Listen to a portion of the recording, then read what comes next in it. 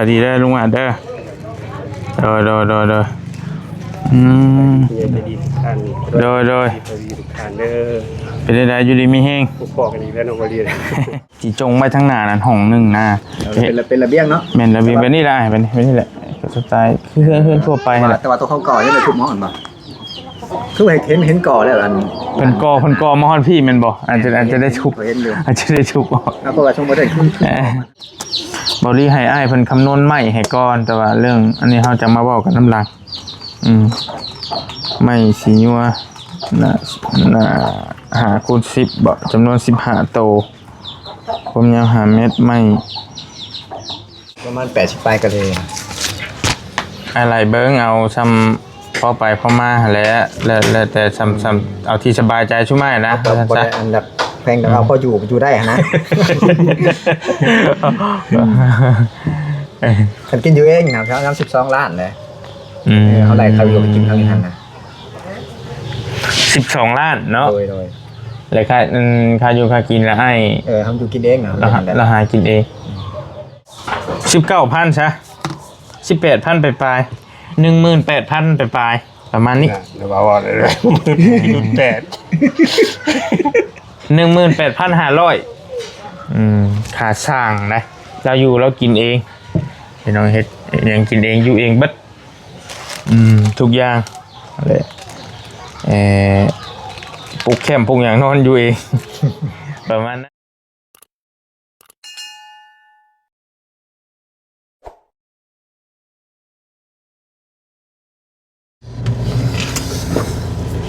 ปลาพี่น้องปลาทักทายสบาย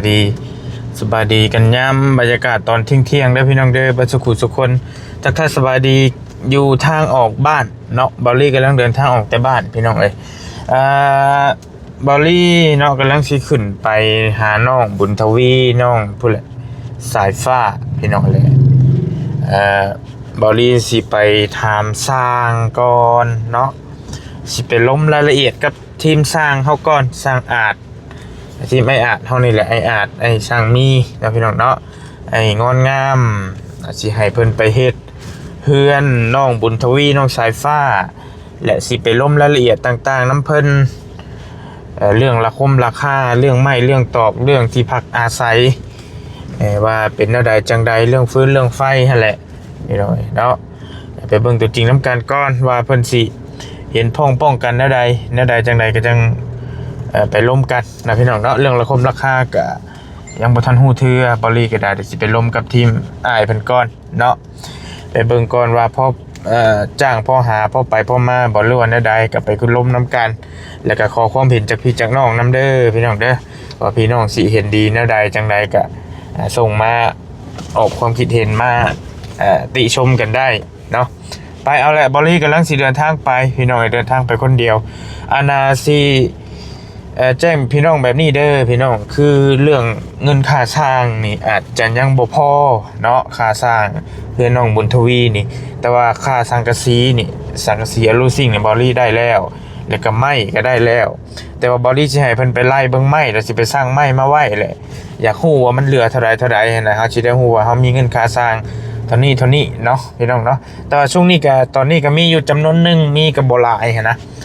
มีกันเล็กๆน้อยๆแต่ว่ามันบ่พอเนาะแล้วเฮาไปเบิ่งตัวจริงน้ำกันก่อนว่าเราสิเว้าเท่าใดเราสิเอาน้ำเท่าใดเฉพาะชุดมุงหลังคาได้พี่น้องเด้อมุงหลังคาและแนวอื่นก็จังว่ากันอีกเทื่อนึงเนาะเจอกันอยู่บ้านพุ่นแหละไอ้อาจไอ้ช่างมีเฮาพุ่นแหละพี่น้องเอ้ยเดินทางไปลมรายละเอียดต่างๆนำกันว่าเพิ่นสิว่าแนวใดเนาะไปมาพี่น้องมามาฮอดแล้วบาดที่นี่สบายดีได้ลุงอ่ะเด้อโดยเพื่อจะดีทุกท่านโดยดีทุกท่านเด้อเป็นได้อยู่ดีมีแห้งพวกพ่อกันอีกแล้วน้องวลีดีมีแห้งโดยเ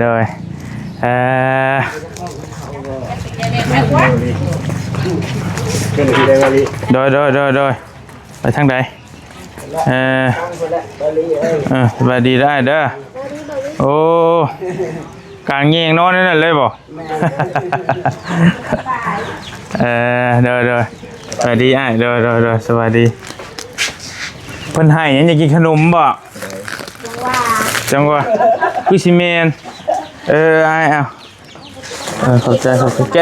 แก้เพิ่นแน่กินขนมบ่คือสิเมนเมนบ่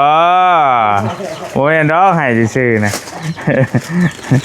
เอามาเอาขนมด้วยครับเอาขนมเลยโมเมนดอกงานดิ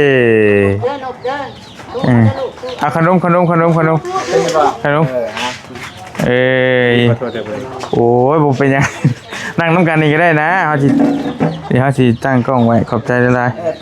เอาโต๊ะมาไว้ให้คักนี่เลยโอเค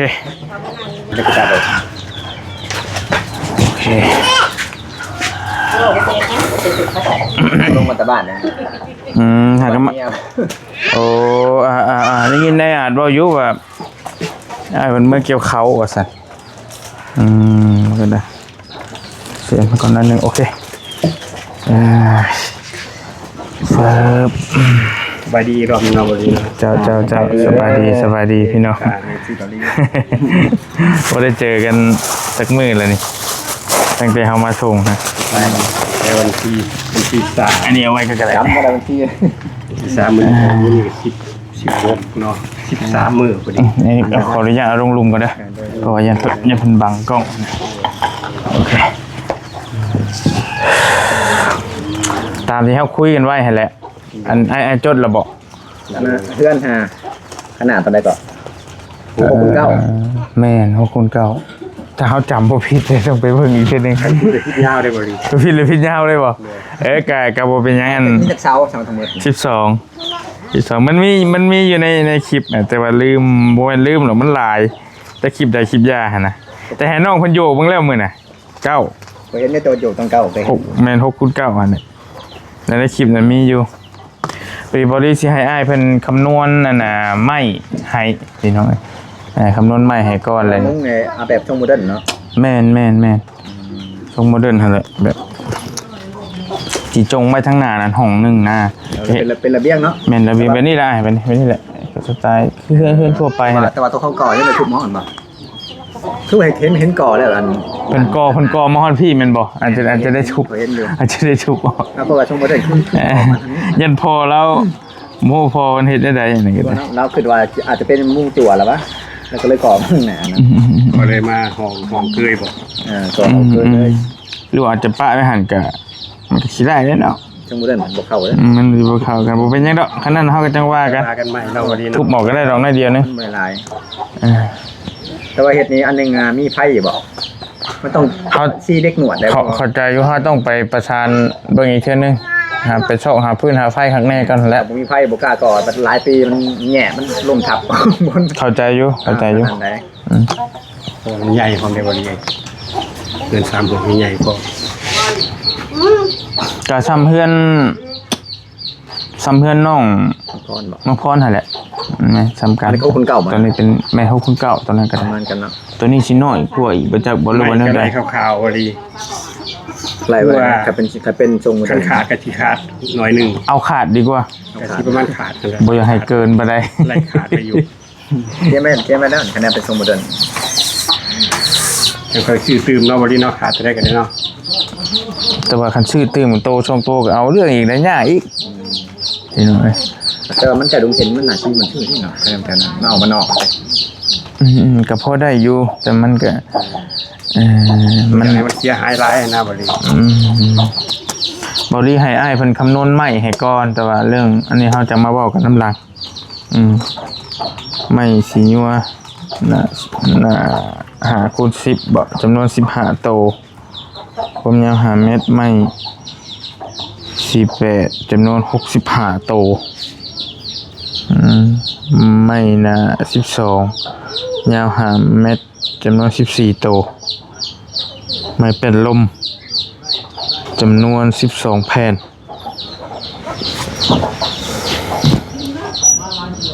เป็นลมพัดลมเอาเซล่าไปเลยเอาแป้นไล่แป้นนั่นน่ะ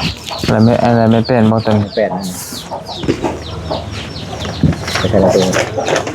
ตัวแบบตัวแต้มมันเป็นลมคือสิหลายจังน่ะแต่เพื่อนน้องคันจะเป็นแผ่นพุ่นบ่นะ คือว่าแล้วเนาะทั้งเทิงอีก มันเป็นสรุป เซ็ก ห้า เซ็กเทิงเช็คลุมอีกโอเค12ตัว2แผ่น น้องพันธุ์กับ11ตัวครึ่ง ขนาดว่านั่น6คูณ7ได้น่ะพี่น้อง6คูณ7ตัวนี้6คูณ9บ่สิเบิดละหลายล้านเด้อพี่น้องเบิ่งทรงนี้ก็ได้บ่มอแต่ว่าสิปลายล้านผมบ่จักนี่แกเฉพาะไม้ซื่อๆนี่เบิ่งทรงนี่ถ้าแม่นชื่อท่านไหนก็บ่ได้แพงก็ได้นะก็ต้องไปถามไม้อันเป็นตารางเนาะในตารางก็น้องพรนะว่าไม้อันเราซื้อกับโคโต้90,000โอ้ไม้อันหน้า15น่ะยาว6-7 เมตรมันราคามันชื่ออยู่หั่นน่ะแม่นบ่ได้ดอกคันว่าแถวห้านมันนี่มันบ่ได้คันแถวนะจากไอ้ตัวลุงหนวดสั่งน่ะก็จักยังมีอยู่บ่รู้ว่าได้ใหม่นี่ก็ได้พี่น้องจังว่ากันอย่าดอกนี่เฮาสิไปหาเบิ่งอันนี้อะไรบ่เรือเนาะให้ไอ้เราไล่เลยคันว่ามันอันน่ะยันเราไล่คืออันไมเซล่าเห็นน้องพันธุ์น่ะนะมันบ่ได้หลบได้มันยันมาขาดมันยันมันเลียลายโพดเลยยันมันอันคันว่าบ่พอละใครอยู่เพราะงบเฮาก็จำกัดอยู่หั่นนะคือฮู้หั่นแหละงบยังจำกัดอยู่หน่อยนึงบ่พอได้เรียนหลายคนโอเคแต่ว่ามันก็มีอยู่ทีมงานสั่งเคยสั่งไว้แต่ว่ามันก็มันหลายคนก็บ่จื้อหั่นน่ะเพื่อนขนาดนี้ที่เคยเฮ็ดมานะจำนวนสุดที่หลังคานะ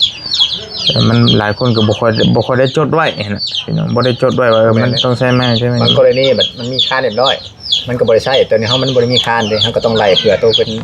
ป็นค่าเป็นอาเซของต้องไล่เผื่อมันเพราะว่าเฮามุ่งก่อนเด้คานทึงหั่นแหละเนาะคานตัวมันบ่ได้มีเราต้องไล่ตัวนั้นพร้อมเอาตัวปกติบางเพื่อนก็คือว่าแล้วมันก็บ่คือกันตัวมีค่าแล้วมันก็มีแต่ตาไก่ที่มันก็ประหยัดลงเฉพาะไม้48นี่ก็ถ้าอยู่พารานน่ะตัวละ70คูณ65ตัวมันก็4ล้านปลายแล้วนี่แก48แล้วเนาะอันไม่ขนาดไม่48ซื่อๆแล้วนี่4ล้านกว่าเลยคันบ่อยู่แถวนี้มันโต80 90ก็เอาเรื่องอีกนี่บ่ฮู้ว่าสิได้บ่แถวนี้เนาะคันแท้เฮาถือเน้นแถวใกล้เข้าบ้านเจ้านำไผก่อนน่ะนะเรามีโรงสีอยู่ในบ้านนั่นคือแล้วก็เรื่องคือเราเนี่ยเมนยูแต่ว่าในห้างน่ะถือกระมุ้งคันชื่อเคยซื้อไหมก่อยกับเพื่อนก่อยกับไปซื้อมาแล้วแหละที่ว่ารู้จักห้างอื่นลายนะบ่เตียงก็ทั้งในหันแหละแต่ก่อนก็จำชื่อเราบ่ได้บางทีได้นี่ก็ไปเข้าบ้านให้เราอยู่แล้วมีโรงสีพร้อมเราคายไม้ไม่เลยทางเข้าบ้านเฮาถือนั่นได้ถือกระมุ้งได้แต่ก็เคยทานมานะไม่50อีกไม่หน้า12อีกเนาะ10ปลายโต14โตยาดอกตัวใหม่แล้วเฮาสิหาจัดการเบิ่งเลยอาสิมาลมราคานำไทอ้ายนี่แหละบัดนี้อะไรบ่ขึ้นไปนอนจังหวะต้องปุ๊บตูบต่างหากเนาะแม่นสิมาว่าหลายอย่างอยู่เพราะว่าคือเห็นนั่นแล้วสภาพก็ได้คันได้คันเจ้าได้เบิ่งคลิปมันนะในคลิปแบบที่นอนเสียเนาะอันน้ำเด็กน้อยก็สิยากอีกว่าเขาบ่ได้ดอกมันก็สิยากเฮาก็หลายคนเติบเครื่องมือเครื่องไม้ของนี้อีกมันก็จะปุ๊บตูบต่างหากอีกต้องหาโต๊ะหาเตียงหาเอาไผบัดไผหยังแล้วไปคุมนอนยังดีบ่เตียงตัวเจ้าหนังนะเตียงเฮานั่งได้อยู่แต่ว่ามันสิพอกันนอนบ่3คนแล้วว่าคันไปกัน3คือเก่าเนาะได้กับพับเลยเนาะครับได้ทั้งเครื่องมือได้ทั้งเครื่องมือครับนะเครื่องมือกับเฮาอันนั้นเวลาหลุดเสร็จตัวเจ้าทั้งเต็มหลุดเครื่องมือกันแย่ๆมาไว้น้ำเพื่อนน้องคนนี้ก็ได้อยู่แต่ก็ไปเบิ่งตัวจริงน้ำกันอีกเท่านึงก็ได้มันไปก็ต้องมีกินอยู่เองเนาะมีเด็กหน่อยเนาะแม่นบ่แม่นในอยู่ในกินนะเจ้าชอบเองอีกคันชินอาศัยน้องเพิ่นก็คือไอ้ฮู้นั่นแหละมันก็จักสิได้ซำใดแล้วเพิ่นก็เด็กน้อยหั่นนะเพิ่นกุ้มตัวเองก็ดีแล้วหั่นนะแต่เฮาก็สิกำชับน้ำอยู่1ข้าว1น้ำหั่นแล้วยังน้อยแต่ว่าส่วนในอยู่ในกินก็เฮาก็อาจจะหาซื้อมาม่าปลากระป๋องไปไว้นะพอได้กินก็มันก็สิให้ คือเฮือนเขาน้องพันธุ์บ่คือแล้วบ่คืออยู่แล้วตอนนี้ฉะนั้นเพิ่นมีแต่ผู้ใหญ่เด้ แม่นอันนี้ตื่นมาตัวนี้นึ่งเขาเองเนี่ย โดย นึ่งเขาเองกินเองนะ ต้องหามาสู้กินอันนั้นก็สู้กันกิน แต่ก็คิดว่ามันจักมื้อใช่อ้ายคิดว่ากันว่า มันกำลังคาบ่ แม่นเฉพาะหลังคาได้สิกันว่ามันอหยังครบเบิดคักนี่ ตัวนี้ บ่ถึงบ่ได้ติเฮา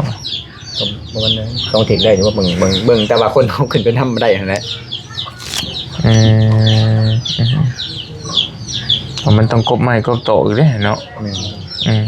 กบไม้จุดหลังกุ้งหลังคาอีกก็นั่นแหละคือเห็นนั่นแหละสภาพการเป็นอยู่ก็เขาต้องไปหาเฮ็ดปุ๊กแคมป์นะปุ๊กกระตูบอยู่เองพี่น้องแล้วก็เรื่องอาหารการกินก็อาจจะบ่สะดวกปานใดถ้าแล้วนี่ต้องพึ่งตัวเองนะเป็นหลักต้องเฮ็ดกินเองแล้วน้ำในก็มีอยู่น้ำก๊อกหั่นแหละ ก็อาบน้ำหั่นแหละการเป็นอยู่ก็บ่สะดวกปานใด นี่นะเขาก็มีเด็กน้อยเนาะ แม่นก็บ่ ทำก็กลุ่มตัวเองก็ดี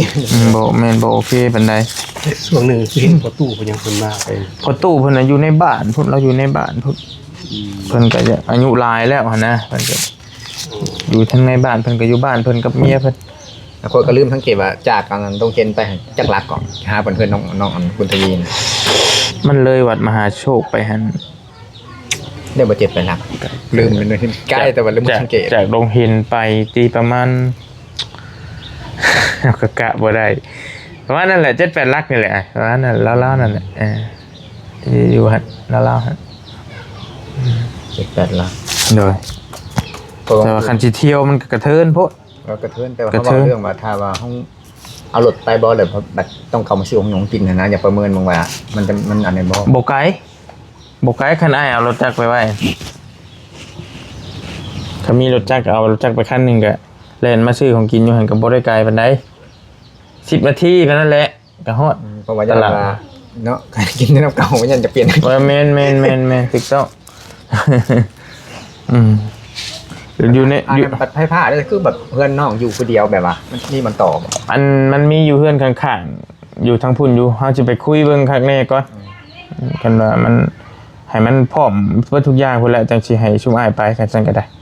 แต่ว่าค่าสร้างค่าหยังมันก็ยังบ่ทันพอดอกในเฮาตอนนี้ก็ได้แค่ว่ามาลมน้ำอ้ายไว้ซื่อๆลมรายละเอียดมันก่อนฟังเบิ่งเฮาสั่งไม้สั่งหยังนี่แล้วว่ามันสิพอบ่ซำใดจังได๋ไม่ใส่หลายเติบคันไม้กับเล็กอ้ายเฮ็ดได้บ่ มันแพงนะ เล็กแพงกว่าแม่นบ่ กับช่องเท่าด้วย โอ้โตยาจำบ่ถึง เห็นได้หนึ่งเล็กแต่ว่าแพงกว่าแท้แพง ดิกนี่งานได้บ่ดี เล็กง่ายบ่ มันบริกรไม่ บ่ได้กบ เออ จับมาตัดใส่รถ แต่ว่าแพงกว่าเนาะ สั่งมากับวัด แต่เลข4 4นั่นมันเป็นหลักแสนหรือเปล่าตัวเดียวไปแต่ว่าแมทใหม่นะ โดย ต้องว่าได้ต้องเอางานแพงนะซัมซุงโตไปแล้วชื่อใหม่ตัวหนึ่งคือสีเล็กซัมซุงอันนั้นเล็กตัวเดียวซัมชื่อใหม่แต่2โตคนนี้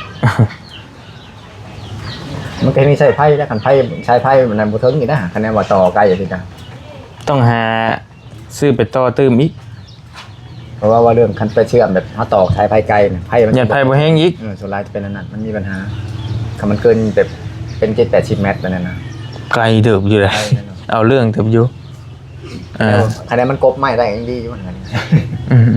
ม ต่อมาครับใช้ไพ่เขาถึงนี่มัน70ประมาณใกล้เติมมันจะประมาณ70 เมตร แต่ว่าไกลเดิบอยู่อันเฮือนน่ะแล้วก็ประเด็นมันเรื่องสิขอน้ำเพิ่นได้บ่หรือบ่ได้ก็อีกเรื่องนึงแล้วได้แต่ไฟแห้งบ่หรือบ่แห้งก็จังว่ากันอีกอันนี้ก็ได้ยังไปคุยกันหลายเรื่องอยู่ว่ามันน้องเพิ่นก็มันอยู่ทงหน้าดิ เนาะตอนนั้นเรื่อง เด็ก ภาพ ยากนิดนึงอยู่ แต่ยังดีว่ามีมันเนี่ยมีโอกาสว่าสีคอต่อมเขาได้นะ โดยกับ เป็น พี่น้อง เดียวๆนึงจัก พี่น้องเพิ่น อ๋อพี่น้อง ก็ได้ ได้อยู่เนาะ ก็สิอาจสิได้อีกดอก แต่เฮากับประเทศเบิ่งก่อนก็ได้ถ้าว่าได้เฮ็ดลงมือเฮ็ดกับประเทศเบิ่งว่าไฟมันได้บ่จังได๋นะ ว่าเขาก็เสียค่าบอกไฟเพิ่น จะ เนาะ จังว่ากันบ่ยากดอกจัง มันกบไม้ได้อยู่ต้องเป็นกบไม้เขาเพื่อนมีตู้เฮาไปกินกะประมาณ70 เมตรก็ยังกบได้2โตพร้อมกันได้ แต่ว่าสิไกลกว่าหันน้องเพิ่นน่ะไกลกว่า แต่ลืมสังเกตว่าจักหลังอยู่ทางใดมีไผ 2เท่าบ่เป๊ะวัด คือเทิงอยู่บ่ แม่นทั้งวัดหรือทั้งวัดพุ่นตัวเพิ่นไปเฮ็ดใหม่หั่นเด้ อืม มีเฮือนเฮ็ดใหม่อยู่ เกือบบ่เกือบมันเกือบ100บ่ ยันพุ่นแล้วครับเบิ่งเผลอๆ100ปลายผมรู้จักตัวยาก กลับมาแล้วไปเบิ่งน้ำกันไปเบิ่งตัวจริงน้ำกันบัดเลยอะไรก็เลย ตาฟ้าของเขาแต่7ชิปบ่ต้อง ก็จังอันนั้นก็ได้แต่เฮากันนั่นก็สิหาซื้อต่อใส่เติมให้ก็ได้บ่เป็นหยังแค่นั้นว่ามันได้แล้วไฟมันพอนะจังว่ากันซั่น เดี๋ยวนี้ขันมุ้งแล้วก็แต่แอมมันไม่ใช่ละเล่นบ่ข้าง อยากให้แอมเลยแหละแต่ว่านั่นก็ สีหน้านี่แอมเลยเนาะ โดยอยากให้ใส่เลยมันจังคักแน่จังงามแน่นะต้องไว้ฮะ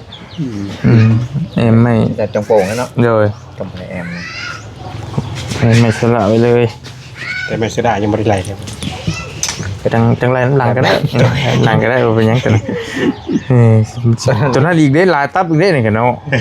ไม่นั่นมันหั่นนะพี่น้องเพิ่นเอิ้นไม่หยังไง ติดทุบัน ไม่ติดทวนเพิ่นนะไม่ชี้หนาเป็นยังไง เป็นคิวเป็นนั่นเพิ่นน่ะคันเขาจะเอิ้นกันแล้วแต่สิเอิ้น แต่ผู้ชื่อ ตัวทรงโมเดิร์นนะเบิดลายตับเติบอยู่ดอกอันนั้นก็ได้ตัวปิดช่องลมทั้งหน้าเพิ่นนั่นเด้ตัวเซ็ก2อันอันนั้นก็ใส่ตีใส่อีกเบิดเป็น10ตับเอาอยู่บ่เอาเรื่องอยู่ได้เนาะ เอาเรียก โอ้เฉพาะชุดหลังคานี่ก็ได้คือเบิ่งคันว่ามันบ่เพียงบ่พอกะอักกะมุงจะสังกะสีก่อนก็ได้ก็จังว่ากันเบิ่งขึ้นเท่านั้นแหละ เบิ่งตามงบเนาะ เบิ่งตามงบก่อนผมเบิดหลายเติบอยู่ได้นี่ก็แผ่นตับละ650 10ตับก็ 6,000 กว่าบาทนะ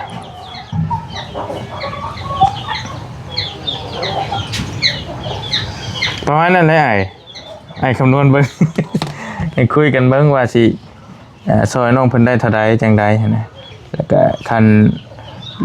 แล้วชุดตัวหลังคานี่คันแรกคันว่ามีทุนโตทั้งลุ่มอีกเอาก็จังสิมาว่ากันอีกเทื่อนึงก็จังก่อจังหยังก็จังว่ากันนะในใจคันว่ามันมีทุนพอก็อยากเอาบาทเดียวแล้วและลวดเดียวเลยอันนั้นเลยนะทั้งก่อทั้ง เฮ็ดทั้งเทิงดีแล้ว เฮ็ดทั้งเทิง เฮ็ด ก่อน งานก่อมันเห็นง่ายขนาดมันอันนี้มันบ่ได้แล้วก็ฝนตกก็เห็นได้ก็จะไปเฮ็ดงานก่อมื้อนั้นฝนตกต้องรีบเข้าประดิษฐ์บล็อกจำมันก่อนฝนตกเขาเรียกก่อนอันนั้นเลยก่อบ่ได้แล้วมันบอกมันคือดินจี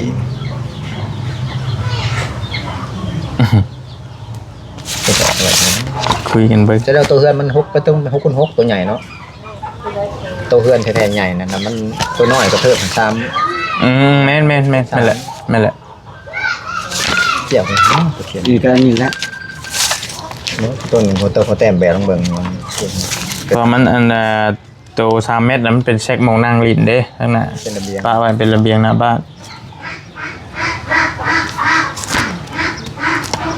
คือว่าอะไรนะได้แบบกินอยู่เองพร้อม คันเอานั่นก็ได้ปะมันจะง่ายแต่ว่าเฮากับของฝากของต้นเฮาก็สิซื้อไปไว้ให้อยู่มาม่าปลากระป๋องซ้ำซื้อได้หั่นแหละเพราะนั้นซะไล่อ้ายอยู่กินเองก็ได้มันจะง่ายเพราะว่าอันนี้เว้ากันแบบตรงๆโลดนะพี่น้องบางทีอ้ายเราอยากมีแนวอยู่แนวกินแหละเพราะว่าเพิ่นก็เด็กน้อยคือเฮาเว้าหั่นแหละอยากเล่นมาซื้ออยู่บ้านก็มา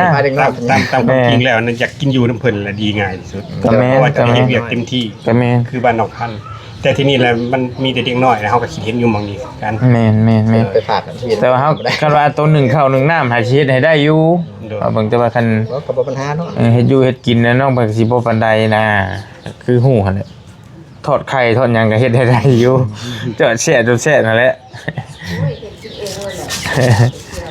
คันว่าเฮ็ดกินเองแล้วก็ง่าย ก็เคยไปเคยเฮ็ดเองอยู่เฮ็ดเอามาเราแบ่งกันสมมุติว่า11:30นนี่ผู้อื่นต้องเฮ็ดกินท่ามันก็ ผู้ใดเฮ็ดแซ่บหรือเราเฮ็ดแซ่บให้เราเฮ็ด แซ่บได้อันนั้นได้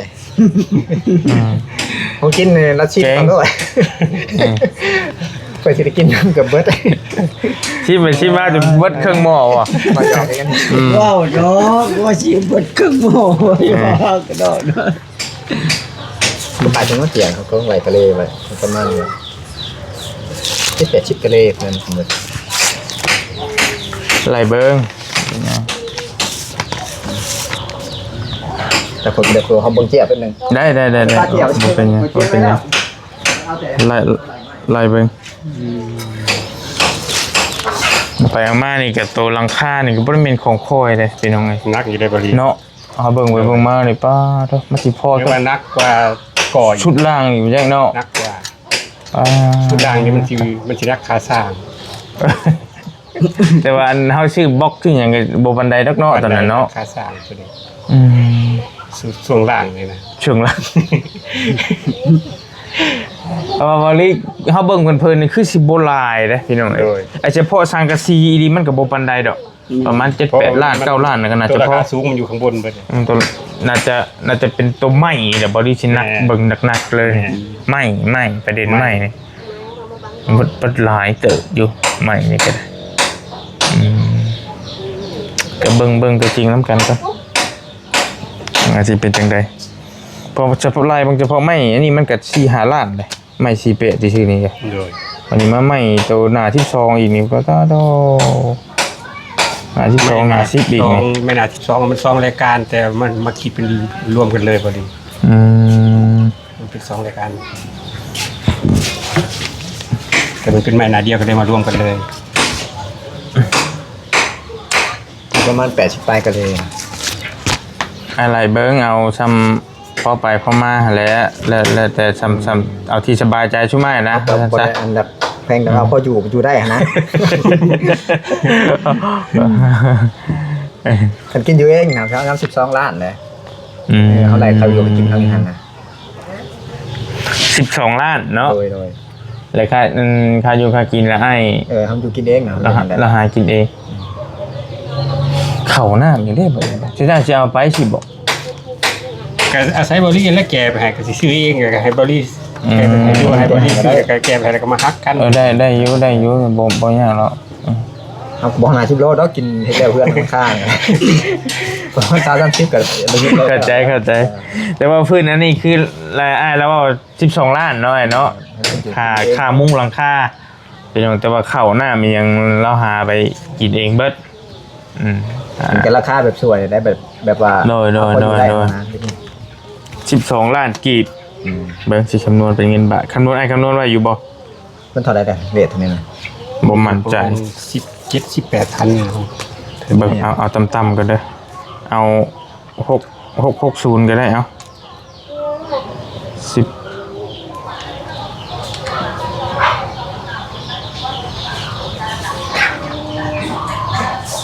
19,000ซะ18,000ไป18,000ไปประมาณนี้ เดี๋ยวว่าเลย18,500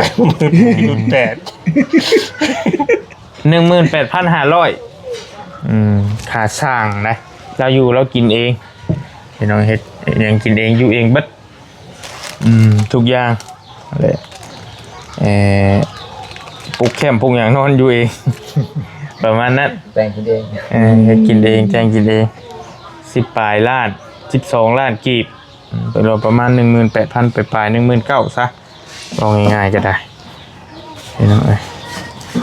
ฉันเฮิงนะตัวเองลุกไหลไปเอาไปอยู่ได้ชื่อได้ได้เด็กน้อยเขากับบริษัทเป็นยังไงนะเขาก็เอาราคาแบบเขาเองอยู่ได้ซื้อ ประมาณ2 อาทิตย์เนาะ แต่ที่มันคันสิบอล ประมาณเบิ่งที่ซื้อพี่น้องเลย คาดว่านะอาจสิบ่ถึงแต่เป็นไปได้ มันไวกว่ากันยังไวกว่านะ ชุดมุงหลังคามันก็ต้องตีห่านตียังขึ้นได้มันชูงเลยเนาะมันคืออันนั้นนะจากเมตร3 เป็นหารบอกจากดิน เสาเฮาน่ะ4.50 เมตรบ่ซึ่งอาชีพเป็นพังไปหา พัง แอลอีกคิดไรมีอะไร3 เป็นหาปลายเสาสูงเติบที่ได้ ประมาณ3 เมตรปลายให้แหละ มันกระชิ้นใหญ่ตอนช่วงว่างมีถึงเขาต้องเห็นห่านขึ้นยังนะเชื่อมันใหญ่ โดยมันว่างช่วงโค้งขึ้นมันกระชิ้นไว้ช่วงไปว่างตรงแรกๆนะต้องตีห่านตีเตรียมอุปกรณ์เตรียมอย่างเงี้ย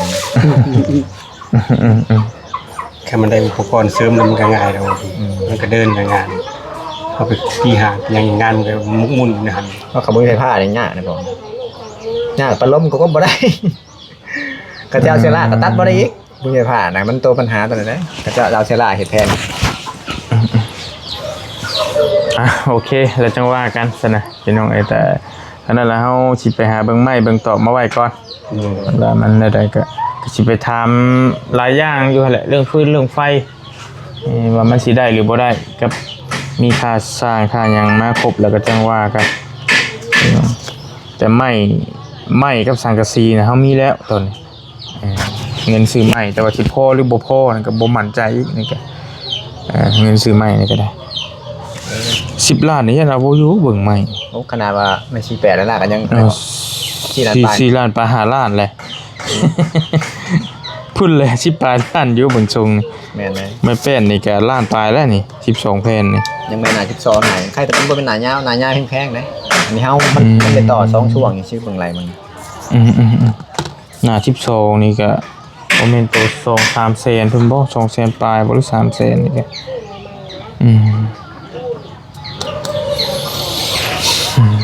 โอเคนั่นได้เด้อขอบใจหลายๆได้ก็จังว่ากันโดยสิไปปะก่อนแล้วสนามบัดนี้สรุปได้แล้วพี่น้องค่าสร้างอ้ายเนาะเอานำ12ล้านกีบหรือว่า 19,000 บาทซะตีเพื่อไว้หน่อยนึงเด้หอดมือหอดยามมันเท่าใดก็จังว่ากันเนาะตัวนี้ก็ได้อ้ายบ่ได้เฮ็ดใช้อยู่บ่ใช้ตัวนี้บ่ได้ไปทางใดบ่ ก็สิขึ้นเนื้อได้บ่ คือมันเก่าอยู่ ต่อเงิน โอ้ ไปประตูนี่ ไปเฮ็ดเฮือนอันนั้นบ่ แปลงหลังคา ได้ ก่อน แต่ก็นำบ่รีอยู่ว่าบ่รีได้ผ่านไปงั้นอยู่บ่ได้ผ่านติดรถติดหยังนำ เห็นลุงหนวดทักหาอยู่แต่บัดเฮาเพิ่นบ่ได้ไปฮอดพุ่นน่ะติบัดนี้เป็นจังว่าให้อ้ายเพิ่นนั่งโดยสารไปได้บ่วะลุงหนวดว่าจะหาแน่ขึ้นไป มีเครื่องมือหลาย ไปส่ง บ่รีเห็น เข้าใจอยู่ คันว่าบ่รีเขาพอไปได้ก็อยู่ติดรถไปนำคันว่าบ่ เอาแต่ทางเข่าเท่านี้ พอแต่ทางเขาก็เอาได้ สมมุติว่า แต่ว่าเฮาเพิ่นบ่ได้มันงานทั้งพุ่นแบบบ่มีเจ้าไอ้ชำนาญเดี๋ยวนี้ก็ได้ เขาก็ว่าอยู่บ่รีแล้วบ่ได้ บ่ได้ค่อยเล่นฮอดพุ่น จะเป็นลักษณะบ่นี่ก็ได้จ้างก็ขึ้น แต่ว่าลุงหนวดบอกว่าแต่ว่าต้องโทรบอกแล้วก่อนมึงสิขึ้น แล้วจึงสิเตรียมโทรบอกเนาะพอน้องฟังพันเนาะออกมาครับ ไปเฮ็ดหลังคาอัน เฮ็ดหลังคาแล้วก็เฮ็ด มีอีกลังหนึงอีก มีรังหนึง ไปเฮ็ดให้ยายผู้เพิ่นน้อยๆนำจัก อา บ่ ยายต้นแล้ว6ปีอันนี้ แต่ แต่ว่าเป็นของประตูน มา เนาะ ประตู โอ้โอเคได้ไปอยู่ลายมือเถิบอยู่แสบของทรง เพื่อนก็6เสาเนาะแต่บ่ฮอด9เสาเฮ็ดแต่6เสา คันว่ามันแต่อายังบ่ได้ไปมื้อนี้แม่นบ่ ยัง เฮาเรานึกว่ามื้อนี้บ่แม่นบ่คันว่ามันโอกาสเหมาะเจาะคันเฮาได้ขึ้นไปพุ่นก็สิไปส่งดอกก็บ่ว่าดอกหั่นน่ะบ่ยากดอก ก็เฮาก็เบิ่ง โอ้ย เบิ่ง บ่ อัน เป็ นี้ นหยั นะ งบ่เป็นหยัง อาจารย์ไปแล้วฝนตกก็ท่ามันเนาะเฮาสิกบไม้กบ เฮาเรานึกว่ามื้อนี้เด้ โอ้ยยังบ่ได้ขึ้น คันมื้อนี้แล้วเฮามันยันไปบ่ได้มื้อนี้ เอาไปมื้อนี้ แต่ละมื้ออื่นมื้อใหม่บ่หรือว่าจังไดก็ คันฝนบ่ต คั ก นว่าได้ไปเพราะว่าก็มื้อก่อนน่ะก็ไปอยู่ก็ไปตลอดนั่นแหละแต่ว่าช่วงนี้ผัดบ่มีอยู่พุ่นน่ะบ่มีงานอยู่พุ่น มีแต่บ่มื้อมื้อฮื้อนะก็ได้ว่าเบิ่งตามแบบดานาพยากรณ์อากาศก็ว่ามีฝนเนาะ ขึ้นไปชั่วโมงไปมั่งเนาะมันมั่งก็บ่ได้อีกเพิ่นมีเพิ่นอยู่นะเฮาก็ต้องไล่ว่าถ้ามั่งอยากเฮ็ดไว้ มาเฮือนน้องพันธุ์บ่ได้ติ ฮะ ให้เรามาอยู่เฮือนน้องพันธุ์เพิ่นบ่เฮือนไม่ตู้บ่ นี่เป็นตู้นะ เป็นตู้น้องคัน เฮือนน้องพันธุ์ก็แล้วล่ะเป็นจะได้ คน นะ เกิดมาก็ได้เนาะ อยู่ เบิ่งคลิป เขา เบิ่ง ขึ้น แล้ แล้ว ว นี่ว่าเพิ่นให้เก็บแล้ว อืม เก็บกำลังเงินน้องพัน คือว่าน้องพันธุ์แต่ว่ามันฮีดคองเพิ่นลายนะอยู่พุ่นก็ หลาย เข้าใจอยู่คือน้องเมตู้น้องพันธุ์นี่สิมาอยู่เฮือนสินอนอยู่ในห้องน้องพันธุ์ก็บ่ได้ไม่เฒ่าแล้วนะ บ่นั่นบ่ นอนได้แต่พอเท้า เอ้า บอกไงผู้เป็นไพ่นะผู้ ไผ่แค่ได้ ผู้ไพ่เนี่ยในนามไพ่บ่ได้ ได้ในน้ำไผ่ก็ได้ อันพี่ก็บ่ได้คือกันบ่ ที่ของเราเธอได้ค่ะ เออในนามไพ่ในนามเคยบ่ได้เพิ่นว่าเพิ่นว่านั่นเพื่อเพิ่นป้าเพิ่นก็บ่กล้าปา ย่าน จักได้ใด คือมาแต่ใดไหนเด้ เพิ่นถือ คันป้าแล้วก็ได้ป้าญาติพี่น้องพร้อมได้เพิ่นว่าได้ตัดโจงตระกูลหมด แม่น บังคับกันดีๆเนาะ โดย จังได๋ต่อหน้าไปเลยแบบรุ่นลูกหลานสิเปลี่ยน อันนี้เฮาย้ายเป็นรุ่นปู่ย่าตายายเพิ่นถือมานะ มาเลย เป็นคือว่าได้ แต่ว่ารุ่นลูกรุ่นหลานรุ่นเลนมันก็ ประตูเพิ่นนั่งล่มให้ฟังมื้อนั้น โดย คันพ่อนี่ออกจากมีดอันนี้นี่พ่อก็ต้องบ่มีพี่มีน้อง โอ้ ได้ตัดพี่ตัดน้องตัดออกจากวงตระกูลแต่ก็บ่มีสิทธิ์ในให้ในหน้านี่เขาก็ยึดคืนเบ่ เป็นมรดกที่ว่าเพิ่นแบ่งปันมาให้ตามประตูเพิ่นนั่งล่มมื้อนั้น เป็นนั่นเนาะ มันจะเริ่มมีริบคล้องขึ้นมาสินะ วันละคาเมตู้ไปนอนเฮือนน้องพรได้บ่ซะใครได้เฮือนนอนเฮือน นอนเฮือนน้องพันธุ์ก็ได้ แต่มันต้องนอนอยู่นอก นอนอยู่นอกหรือว่านอนอยู่ห้อง ก็ได้เนาะ นอนอยู่ห้องตัวล่างพี่ใหญ่นอนอยู่ห้องตัวล่างน่ะได้ แต่ว่าบ่ให้นอนอยู่ห้องเทึ่งน่ะนะ ขึ้นเฮือนน้องพันธุ์ของน้องพันธุ์ทำบ่ได้ บ่ได้ ห้องพอน้องพันก็บ่ได้อีกคือว่า ห้องพ่อน้องพันธุ์น่ะได้ ใช่ ก็งงกันเนาะมันห้องน้องพัน บ่ให้นอนอยู่เทึ่งน่ะนะว่าแล้วก็ เขาว่านึงทิศทางเนาะมันเป็นห้องเขากันกับนั่น มัน เด้ เป็นนอกเปิงอยู่ยังเขาว่า เพิ่นให้ถือว่าสมมุติว่าหามานอนนี่นะนี่ มันก็คือว่าอาจจะอยู่ที่สูงกว่าอหย่างสินะมันละบ่ได้เพิ่นว่าจังซั่นคันว่าน้องพันธุ์เอาผัวมาก็ต้องได้ย้ายมาอยู่ห้องลุ่มพี่ แม่ บ่ อยู่ห้องเทิงบ่ได้ ง่ายกว่า อยู่ได้แต่น้องพันธุ์แต่ว่าผัวหันอยู่บ่ได้เพิ่นว่าหั่นนะ คือเก่าเขาเลยเนาะ บัดพ่อแล้วสิย้ายขึ้นห้องเทิงบัดเมียเราก็ขึ้นนำบ่ได้อีกบัดนี้ อยู่ได้แต่พ่อสินะเฮาล่ะเดี๋ยวใดก็ ได้ก็คือบ่ได้ ง่าย อัตกา นั่นแหละฮิตคล้องไว้มันเนาะเขาก็ถือมาแต่ใดแล้ว มันเคยชื่อโอ้ยยากหน่อยหนึงอยู่โอ้ให้ว่าไงก็ให้สิทธิ์ผู้เป็นเจ้าของอีหยังสินะผู้เป็นใหญ่แห่งบทในบ้านหรือในใดแล้วก็บ่จักในนามคนนอกเป็นไผเป็นเคยนี่บ่ให้อยู่เหนือบ่ให้อยู่สูงกว่านะเบิ่งทรงเลยยากเห็นนอนอยู่นอกนั่นได้ระเบียงนั่นได้ว่าซั่น ฮิตเขาก็ฮิตเขาถือได้รอเลยตอนหน้าเพิ่นก็สิลบล้างไปแล้วเนาะมันลื่น พูดแล้วรุ่นลูกรุ่นหลานพูดแล้ว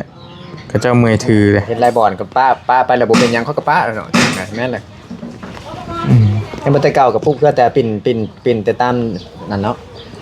ตามทิศตะเวนหั่นนะคือกูมื้อนี้ปิ่นเส้นทางหยัง แล้วแต่แม่นทางอยู่ทางใดเดียวทางนั้น แม่นมันเป็นไปหยังเนาะมันก็แนว อืม มันเว้าเรื่องฮวงจุ้ยกับเรื่องทิศทางลมสำคัญ ไปชนะไปอีดีรอแล้วบัดนี้เด้ออีดีมีแห้งเด้อบัดจุกุทุกคนเด้อ ปลอดภัยเด้อพี่ โดเนี่ยใดสิส่งหาโด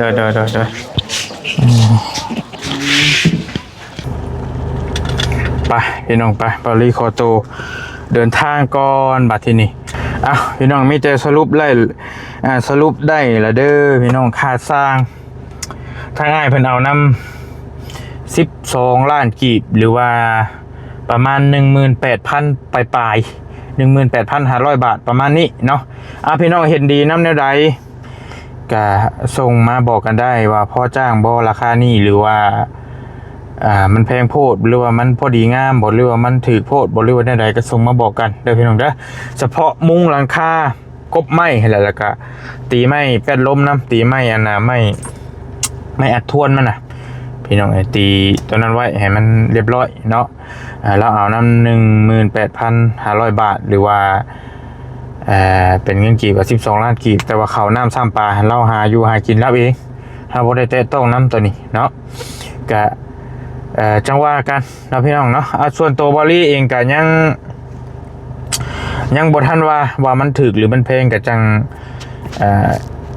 คอยมาปรึกษากับพี่กับน้องอีกเทื่อนึงเนาะบอลลี่ก็ยังเป็นกลางๆอยู่ก่อนยังบ่ทันอยากว่ามันพอจ้างหรือบ่พอจ้างก็ขอเสียงจากพี่จากน้องตื่มกันแล้วกันเนาะเอาอยู่ดีมีแห้งพี่น้องแล้วจังว่ากันมีแต่ตอนนี้ก็บอลลี่ยังระดมทุนอยู่เนาะสิหาไม้หาหยังมาไว้ก่อนแต่ว่ามันก็ค่าสร้างนี่ยังบ่ทันมีดอกนำบอลลี่มีกับบ่หลายแต่เบิ่งไม้ก่อนเพราะว่าเฮาเบิ่งไม้แล้วนี่ป้าเธอคือสิเบิดหลายเตอะเบิ่งทรงไม้ก็ได้อันนี้ได้ก็จังว่ากันอยู่ดีมีแห้งบ๊ายบายพี่น้อง